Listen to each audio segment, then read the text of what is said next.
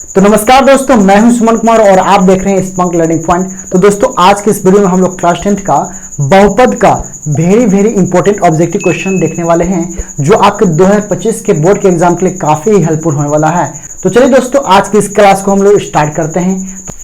तो दोस्तों, आप देख सकते हैं कि हमने यहाँ कुछ क्वेश्चन लिखा है। तो चलिए क्वेश्चन नंबर 1 को हम सॉल्व करते हैं। क्वेश्चन नंबर 1 कह रहा है कि यदि बहुपद px का एक शून्यक -1 हो तो px का गुणनखंड क्या होगा। ठीक है ना।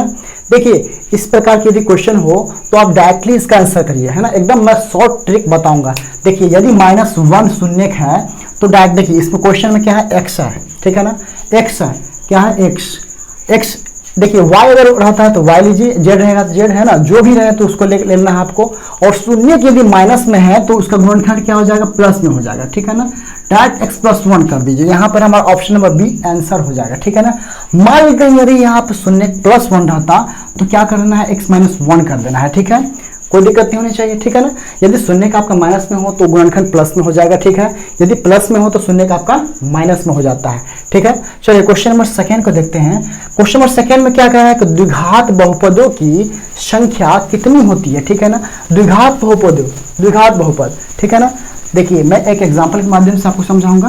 देखिए, द्विघात बहुपद क्या होता है, इस प्रकार से होता है, x² + 7x + 12, यानी कि जिसकी घात 2 होती है ना, ऐसे बहुपद जिसकी घात क्या होना चाहिए, 2 होना चाहिए। यानी पावर में यदि 2 होता है तो वो क्या कहलाता है, द्विघात बहुपद कहलाता है। यानी द्विघात बहुपदों की संख्या कितनी होती है, द्विघात बहुपदों की संख्या कितनी होती है, तो क्या होगा, ऑप्शन नंबर बी हमारा एकदम करेक्ट हो जाएगा। ठीक है, क्वेश्चन नंबर 3 की ओर बढ़ते हैं। क्वेश्चन नंबर 3 में कह रहा है कि एक घात वाला बहुपद क्या कहलाता है।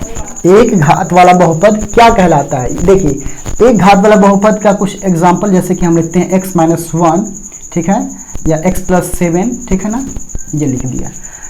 यानी कि कहने का अर्थ है कि यहाँ पर जो भी चर रहेगा ना, जो भी चर x, y, z, l, m, n कुछ भी रहे, ठीक है ना, तो यदि उस चर का घात 1 हो, ठीक है ना, उस चर का घात कितना होना चाहिए, 1 होना चाहिए। जैसे कि देखिए, आप यहाँ पर x है, इसके पावर में कुछ नहीं है, अर्थात वहाँ 1 है। इसके पावर में भी कुछ नहीं, अर्थात यहाँ 1 है। यानी कि जिस चर का घात 1 हो, घात कितना होना चाहिए, 1 होना चाहिए, तो वही हमारा क्या कहलाता है, रैखिक बहुपद कहलाता है। ठीक है ना। मतलब 2 घात वाला बहुपद क्या कहलाएगा, द्विघात बहुपद। 3 घात वाला बहुपद क्या कहलाएगा, त्रिघात बहुपद। और 1 घात वाला बहुपद क्या कहलाएगा, रैखिक बहुपद। ठीक है, तो चलिए अगला क्वेश्चन को देखते हैं। क्वेश्चन नंबर 4 में क्या कह रहा है कि यदि बहुपद gx बराबर 3x² - 7x + 2 हो तो g-1 का मान क्या होगा। ठीक है, काफी ही इजी क्वेश्चन है। देखिए, इसे बनाने के लिए हमें क्या करना होगा। जैसे कि देखिए, ऐसा क्वेश्चन यदि आपके एग्जाम में मिले तो आपको डायरेक्टली क्या करना है, जो यहाँ गुणनखंड है आपको उसको पहले एक बार लिख लीजिए। यहाँ पर 3x² - 7x + 2, ठीक है ना। ज़्यादा कुछ सोचने की जरूरत नहीं है आपको। यहाँ बहुपद gx, यहाँ पर क्या लिखा है, ब्रैकेट में x लिखा है और यहाँ ब्रैकेट में -1 लिखा है। यानी कि ये जो x का वैल्यू क्या है, -1 है। ठीक है, x का वैल्यू क्या है, -1 है। और आपको करना क्या है, इस बहुपद में जहाँ जहाँ x है वहाँ आप -1 को रख दीजिए। ठीक है, 3 × x के जगह पे हमने -1 को रख लिया, -7 और x के जगह पे फिर -1 + 2। ठीक है, 3 का 3 गुने 1 का स्क्वायर किया तो कितना हुआ, 1 हुआ, और माइनस का स्क्वायर किया तो क्या हुआ, प्लस हो गया। माइनस प्लस प्लस, 7 एकम 7 + 2। ठीक है, 3 एकम 3 + 7 + 2, टोटल को जोड़ने के बाद क्या आएगा हमारा, 3 7 10, 10 2 12। तो आप देखिए ऑप्शन में क्या हमारा 12 है। जी हाँ, ऑप्शन नंबर बी हमारा एकदम करेक्ट हो जाएगा। ठीक है, क्वेश्चन नंबर 5 में क्या कह रहा है, x² - 16 का शून्यक होगा। देखिए, x² - 16 का शून्यक क्या होगा। तो किसी भी बहुपद का शून्यक निकालने के लिए आपको जो बहुपद होगा उसको एक बार नोट कर लेना है और उसके बराबर में हमें क्या करना है, 0 बैठा देना है। ठीक है ना, 0 रख देना है।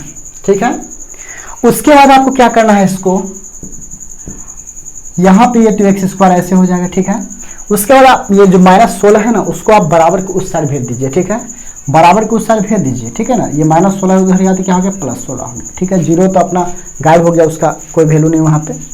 उसके बाद आप क्या कीजिए, ये जो इस x है ना, x का x लिख लीजिए, ठीक है ना। आप जो स्क्वायर है, इस पे स्क्वायर है ना, इस स्क्वायर को हटाना है आपको, हटा दिया हमने, ठीक है ना। जब ये हटेगा ना तो क्या होगा, रूट अंडर आ जाएगा, किसी में 16 में आ जाएगा। जब इधर से स्क्वायर हटेगा तो अगला संख्या में क्या हो जाता है, रूट अंडर आ जाता है। उसके बाद आपको क्या करना है, इसमें प्लस माइनस लगा देना है, ठीक है।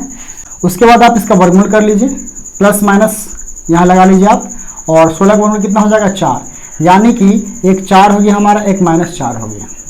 तो आप देख सकते हैं कि ऑप्शन में हमारा एक 4 और एक क्या है, -4 है, यानी कि प्लस का 4 और -4। तो ऑप्शन नंबर ए हमारा एकदम करेक्ट हो जाएगा। तो दोस्तों हम आशा करते हैं कि आज की क्लास आप लोगों को काफी अच्छा लगा होगा, और इस क्लास में जितने भी ऑब्जेक्टिव क्वेश्चन बताया गया है आप लोगों को काफी अच्छी तरह से समझ में आ गया होगा। तो चलिए मिलते हैं नेक्स्ट वीडियो में नेक्स्ट टॉपिक के साथ।